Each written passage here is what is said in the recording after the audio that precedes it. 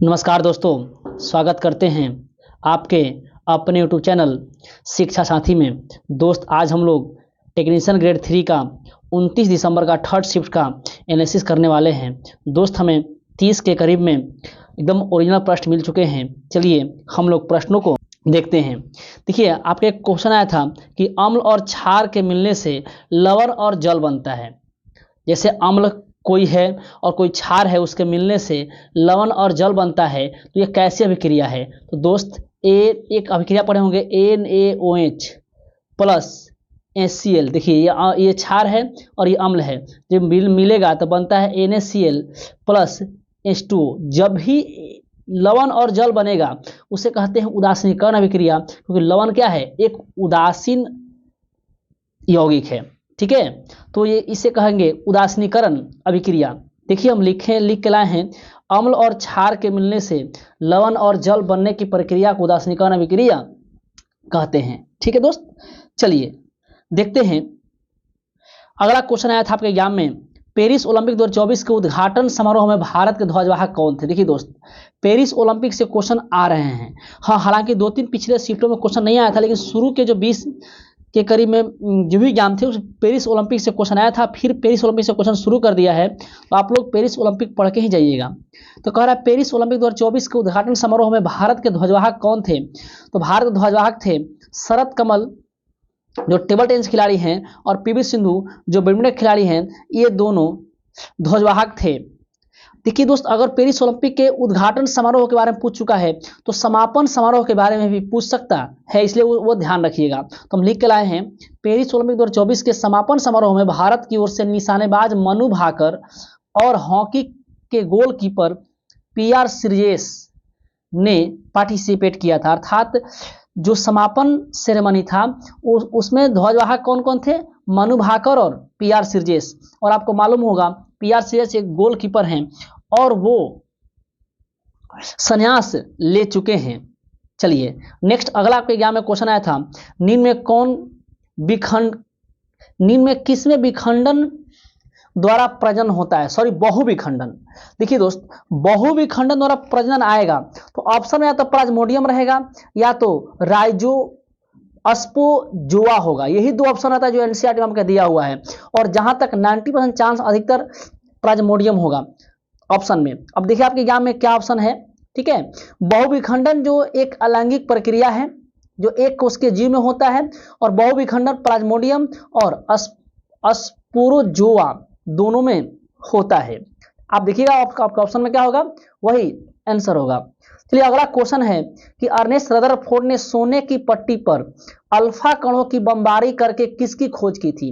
तो दोस्त, आपको मालूम होगा कि सोने की पट्टी पर अल्फा कण में जो माइनस होता है, ठीक है, अल्फा कणों की बमबारी किए थे। तो कुछ अल्फा कण, मतलब बहुत से अल्फा कण उस सोने की पट्टी को भेद कर निकल गए थे, लेकिन कुछ अल्फा कण प्लस होता है मेरे दोस्त, अल्फा कण प्लस होता है।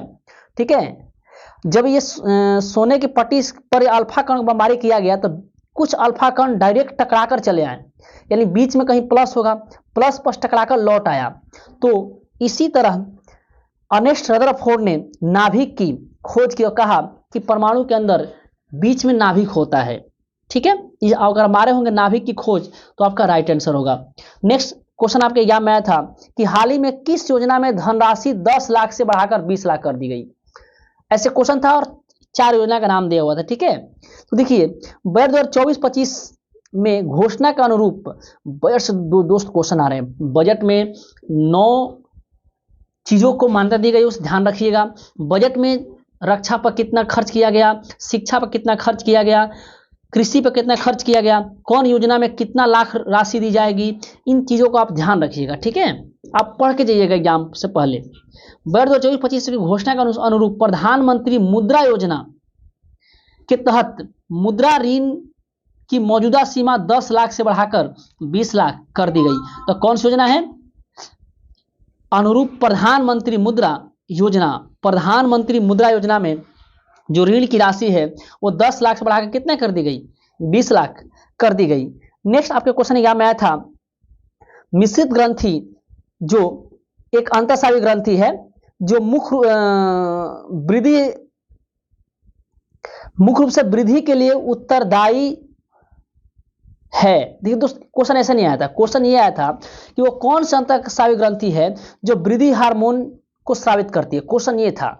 तो मैं क्वेश्चन ऐसे लिख लिया हूं ताकि मैं आपको समझा सकूं। क्वेश्चन ये था कि वो कौन सी अंतःस्रावी ग्रंथि है जो वृद्धि हार्मोन को स्रावित करती है, तो आपका आंसर होगा पिट्यूटरी ग्रंथि। आपको मालूम ही है पिट्यूटरी ग्रंथि दिमाग में पाई जाती है, आपको ये भी ध्यान रखना है।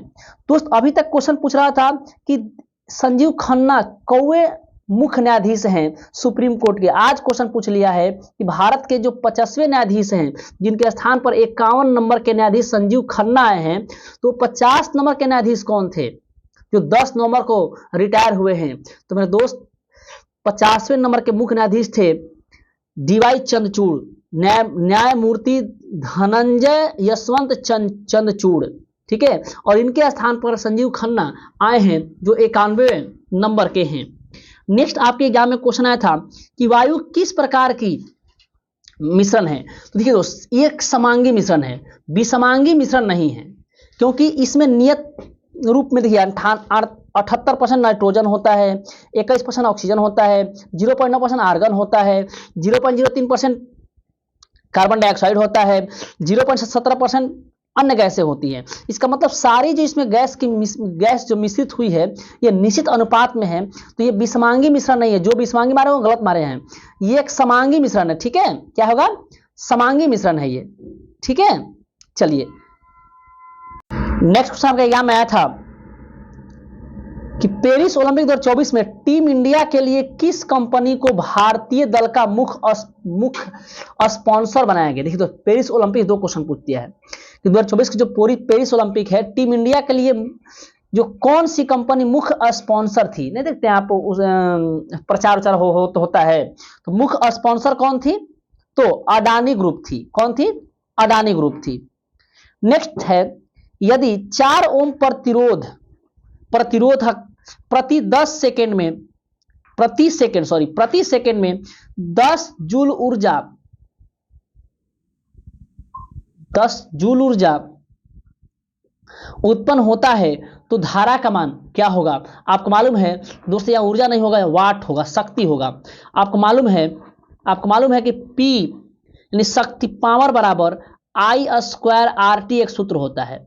और ऐसे ही पावर से ही आपके पिछले शिफ्ट में निम्न में से कौन सूत्र सही है पूछ दिया था। पावर का 3 सूत्र होता है ना, I² RT, आप V²/RT, V×I×T, उससे पूछ दिया था, ठीक है। तो पावर बराबर होता है I² मान विद्युत धारा का स्क्वायर गुने प्रतिरोध इंटू टाइम। तो कह रहा है कि प्रतिरोध 4 ओम है, नहीं R के मान 4 है, ठीक है, यहाँ 4 है। प्रति सेकंड मान सेकंड का मान भी 1 है, इस टाइम का मान भी क्या है? 1 है। तो विद्युत धारा का मान निकालिए, यदि पावर का मान 100 वाट हो तो देखिए 4 से दोस्त यहाँ तो I² बचेगा ना, 4 से दोस्त ये 100 कटेगा कितने बार में? 25 बार में। और ये स्क्वायर इधर आएगा, रूट हो जाएगा ना, तो I का मान आ जाएगा 5। कितना आ जाएगा? 5। इसका आपका राइट आंसर होगा 5 एम्पियर। जो भी दोस्त इसका आंसर 5 एम्पियर मारे हैं उनका एकदम राइट आंसर है। चलिए नेक्स्ट क्वेश्चन आपके एग्जाम में आया था कि किसी वस्तु की प्रारंभिक और अंतिम स्थिति के बीच का न्यूनतम दूरी क्या कहते हैं। देखिए कोई वस्तु यहां है और वस्तु चल करके यहां गई, या फिर वस्तु चल करके यहां वस्तु थी यहां आ गई, तो प्रारंभिक और अंतिम बिंदु के न्यूनतम दूरी को विस्थापन कहते हैं। क्या कहते हैं मेरे दोस्त? विस्थापन कहते हैं। नेक्स्ट क्वेश्चन आया था गतिज ऊर्जा का सूत्र निम्न में से कौन है? तो 1/2 mv²। अगर आपसे क्वेश्चन पूछता स्थितिज ऊर्जा का सूत्र क्या है, तो mgh होता। क्या होता? mgh। और गतिज ऊर्जा और स्थितिज ऊर्जा के योग क्या कहते हैं? यांत्रिक ऊर्जा कहते हैं। अगला क्वेश्चन आया था एग्जाम में, इस वर्ष केंद्रीय सत्कर्ता आयोग ने दिनांक 28 अक्टूबर 2024 के से 3 नवंबर 2024 तक सत्कर्ता जागरूकता सप्ताह मनाया, ठीक है। सत्कर्ता जागरूकता सप्ताह मनाया, उसका थीम क्या था? देखिए दोस्त, इसका थीम था सत्यनिष्ठा की संस्कृति से राष्ट्र की समृद्धि। क्या था? सत्यनिष्ठा की संस्कृति से राष्ट्र की समृद्धि। यह सत्कर्ता जागरूकता सप्ताह का थीम था, ठीक है। चलिए नेक्स्ट क्वेश्चन देखते हैं। आपके एग्जाम में आया था कि अगर कोई वस्तु विराम या स्थिर अवस्था में है तो उसका विस्थापन शून्य होता है। इस स्थिति में बल द्वारा किसी वस्तु पर किया गया कार्य क्या होगा? दोस्त, जब विस्थापन ही शून्य बोल दिया है तो किया गया कार्य होता है F इंटू एस, मतलब बल गुना विस्थापन। जब विस्थापन शून्य होगा तो कार्य क्या हो जाएगा? शून्य हो जाएगा। ठीक है, चलिए नेक्स्ट देखिए, इस सूत्र लिखे हैं W बराबर F इंटू एस बल गुना विस्थापन। ठीक है, कार्य शून्य भी होगा, शून्य होगा, क्योंकि जब विस्थापन शून्य तो कार्य शून्य होगा। अगला क्वेश्चन आएगा कि हथेली पर एसीटोन डालने पर क्या होगा? तो दोस्त एसीटोन वो गल जाएगा और हमारा हाथ पर ठंडक महसूस होगा। ये लैंग्वेज बेस्ड क्वेश्चन आपके एग्जाम में था। तो हम लोग देखते हैं इस जब हम हथेली पर इसे डालते हैं तो एसीटोन हमारी हथेलियों से गर्मी को अवशोषित कर लेता है और शरीर का तापमान अधिक अवशोषित कर लेता है और फिर वाष्पित होगा तो हमारा क्या होगा? हथेली ठंडी महसूस होगी। इसलिए जब हम अपनी हथेली पर स्टोन डालते हैं तो हमें ठंडक महसूस होता है। बस ये आपका लैंग्वेज बेस्ड क्वेश्चन था। अगला आपका क्वेश्चन था एग्जाम में, यदि किसी वस्तु पर 1 न्यूटन का बल लगाते हैं और 1 मीटर विस्थापित होती है तो वस्तु द्वारा किया गया कार्य क्या होगा? तो दोस्त ऐसा क्वेश्चन मैं पूछने का, लेकिन ऐसा क्वेश्चन था, कार्य से बहुत क्वेश्चन पूछ रहे हैं। कहा किसी वस्तु पर 1 न्यूटन का बल लगाएगा। ठीक है, बल 1 न्यूटन है तो कार्य पूछ रहा है F इंटू एस। 1 न्यूटन बल है और विस्थापन कितना है? 1 मीटर है। 1 गुना 1 किया गया कार्य कितना होगा? 1 होगा, यानी 1 जूल। इसका आंसर क्या होगा? 1 जूल। अगर आपके एग्जाम में क्वेश्चन आया हुआ है तो इसका आंसर होगा 1 जूल। ये मैं बच्चों द्वारा क्वेश्चन भेजा गया था, मैं इसे सुधार कर लिखा हूं। ठीक है, अगला क्वेश्चन था कि जल की अनुपस्थिति में हम अम्लीय गुण क्यों नहीं दिखाते? दोस्त अगर जल की अनुपस्थिति रहेगी तो कोई वो जल की जब अनुपस्थिति रहेगी तो कभी भी वो H+ आयन देगा ही नहीं, क्योंकि जब जल नहीं रहेगा तो अम्ल जल में घुलकर H+ आयन देते हैं, और जब जल ही नहीं रहेगा तो क्या अम्ल H+ आयन देगा? जब H+ आयन नहीं देगा तो अम्ल अम्लीय गुण नहीं दिखाएगा। ठीक है, ऐसे यही पूरा इसमें लिखा हुआ है, आप बाद में पढ़ लेना इसको। इसका यही आंसर होगा क्योंकि वो जल में घुलकर H+ आयन नहीं देते हैं। ठीक है, देखिए यहाँ लिखे हैं। चलिए नेक्स्ट आपके यहाँ में क्वेश्चन आया था, निम्नलिखित में से कौन अजैव निम्नीकरणीय को सबसे अधिक प्रभावित करता है? देखिए दोस्त, ये क्वेश्चन ऐसे लिखा था लेकिन बहुत लोग को क्वेश्चन समझ में नहीं आया था एग्जाम में जो आया था, बहुत उसमें कंफ्यूज थे। क्वेश्चन यही कहना था कि वो कौन सा अजैव निम्नीकरणीय है जो प्रकृति को सबसे अधिक प्रभावित करता है? तो इसका आंसर होगा प्लास्टिक। आंसर होगा मेरे दोस्त प्लास्टिक। आपका ऑप्शन में प्लास्टिक था तो आंसर होगा प्लास्टिक। प्लास्टिक अजैव निम्नीकरणीय पदार्थ में से एक है जो पर्यावरण को सबसे ज्यादा प्रभावित करता है, क्योंकि प्लास्टिक जल्दी गलता नहीं है। नेक्स्ट क्वेश्चन आया था आपके एग्जाम में, अल्केन का सूत्र क्या होगा? दोस्त पिछले शिफ्ट सेकेंड शिफ्ट मैंने अल्केन, अल्कीन और अल्काइन तीनों का सूत्र बताया था। देखिए इस शिफ्ट पूछा अल्केन का सूत्र क्या होगा, तो अल्केन का सूत्र होगा CnH2n+2। अब पूछेगा अल्कीन का सूत्र क्या होगा? अल्कीन का सिर्फ CnH2n, और अल्काइन का कहेगा तो CnH2n-2 होगा। ठीक है दोस्त, चलिए नेक्स्ट आपके एग्जाम में क्वेश्चन आया था, निम्नलिखित में से कौन सा ओजोन के बारे में सत्य है? देखिए ओजोन के बारे में क्वेश्चन पूछा था कि ओजोन के बारे में निम्न से कौन सत्य है कौन असत्य है। ऐसा क्वेश्चन बहुत से शिफ्टों में आ चुका है। एक बार क्वेश्चन शिफ्ट पूछा था कि निम्न से ओजोन के बारे में कौन कथन सत्य है, और उसका आंसर होता था कि ओजोन एक विषैली गैस है। ऐसा एक क्वेश्चन था। आज देखिए क्वेश्चन पूछा है ओजोन के बारे में कौन सत्य है, और आपके ऑप्शन में था 1980 के दशक में वातावरण में ओजोन की मात्रा तेजी से कम होने लगी। ये आपका ऑप्शन में था और ये आंसर होगा। देखिए ओजोन ऑक्सीजन के 3 अणुओं से मिलकर बना होता है। ओजोन एक घातक जहरीली गैस है। वायुमंडल के सप्ताप मंडल में ओजोन गैस पाई जाती है। हालांकि वायुमंडल के उच्च स्तरों पर ओजोन की आवश्यक कार्य नहीं है, पर सूर्य से पराबैंगनी किरणें जो आती है उसको ये अवशोषित कर लेता है और धरती पर आने नहीं देता है। ये ओजोन गैस का कार्य है। नेक्स्ट आपके एग्जाम में क्वेश्चन आया था कि क्वेश्चन ये था कि जब कॉपर की अभिक्रिया ऑक्सीजन से कराते हैं तो जब कॉपर ऑक्सीजन से अभिक्रिया करता है तो कौन सा रंग में बदल जाता है? तो देखिए दोस्त, जब कॉपर ऑक्सीजन से अभिक्रिया करेगा ना, तो यानी Cu plus O2, 2Cu plus O2 बनाएगा 2CeO, और ये काला रंग में बदल जाता है। अर्थात कॉपर के परत पर काले रंग की पट्टी जम जाती है। आपके एग्जाम ऐसे क्वेश्चन पूछ सकता है, जब कॉपर की अभिक्रिया हवा से कराई जाएगी, हवा का मतलब O2, हवा का मतलब O2, जब कॉपर की अभिक्रिया हवा से कराई जाएगी तो कॉपर पर किस रंग की परत जम जाती है? तो काले रंग की। नेक्स्ट आपके एग्जाम में क्वेश्चन आया था कि बेकिंग पाउडर जो होता है, तो बेकिंग सोडा में क्या मिलाने पर बेकिंग पाउडर बनता है?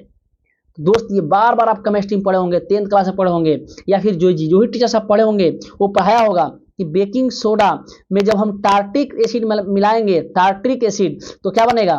Baking powder. इसके आंसर तो इसको बहुत बार पढ़ाए हुए थे, ठीक है, बहुत बार बार इसको रिपीट करते थे वो, ठीक है। चलिए नेक्स्ट आपके एग्जाम में क्वेश्चन आया था कि अगर 1 एम्पियर करंट 5 मिनट तक फ्लो करता है तो चार्ज कितना होगा? दोस्त कूलम्ब चार्ज बराबर होता है I इंटू टी।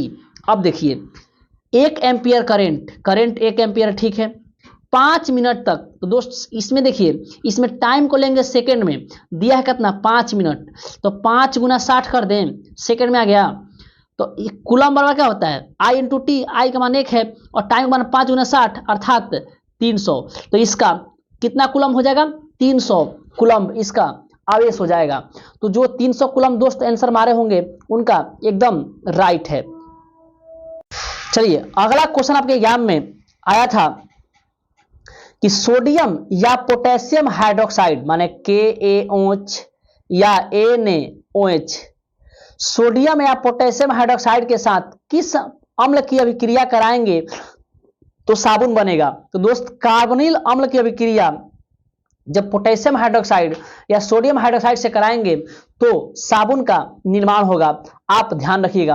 अब साबुन में ध्यान रखिए दोस्त, एक होता है जल रागी, एक होता है जल विरागी। इन चीजों को पढ़ लीजिएगा क्योंकि इससे क्वेश्चन LP में क्वेश्चन पूछ चुका है इससे, तो आप लोग इससे पढ़ के जाइएगा, ठीक है।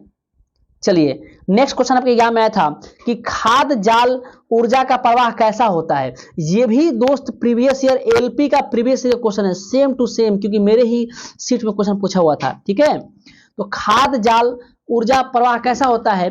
तो एक दिशी होता है, माने एक दिशा में होता है, ठीक है, माने वो एक ही दिशा में, ठीक है, होता है। जैसे मान लीजिए कि एक हमें अगर एग्जाम्पल लेते हैं, घास को खाता है मेढक, मेढक को खाता है, घास को खाता है टिड्डा, टिड्डा खाता है मेढक, मेढक को खाता है सांप, सांप को खाता है चील। देखिए एक ही दिशा में, ये एक ही दिशा में ऊर्जा प्रवाह हो रहा है ना, इसे कहते हैं खाद जाल जो होता है उसका ऊर्जा प्रवाह एक दिशा में होता है। देखिए दोस्त मुझे 26 कुल क्वेश्चन मिल पाए हैं, हालांकि और क्वेश्चन बच्चों द्वारा भेजे गए थे लेकिन वो क्वेश्चन कंफर्मेशन नहीं किया कर पाया गया क्योंकि कुछ क्वेश्चन आधे अधूरे थे, तो मैंने उनको लेकर के नहीं आया। चलिए दोस्त, मेरा वीडियो अगर आपको अच्छा लग रहा है तो मेरे वीडियो को लाइक कीजिएगा और चैनल पर नए हैं तो चैनल को सब्सक्राइब कीजिएगा और हमारे शिक्षा साथी परिवार को बड़ा करने की कोशिश कीजिएगा। दोस्त आने वाले जितने भी एग्जाम होंगे, वो ग्रुप डी होंगे, NTPC होगा या फिर बिहार SSC होगा, फिर दरोगा होगा, या जो भी एनीबॉडी कोई भी एग्जाम होगा, उन सारे एग्जामों का एनालिसिस इस चैनल पर दिया जाएगा और आने वाले समय में ये चैनल आपको एक बड़ा बेनिफिट देगा। चलिए दोस्त, मिलते हैं नेक्स्ट शिफ्ट के क्वेश्चन के साथ।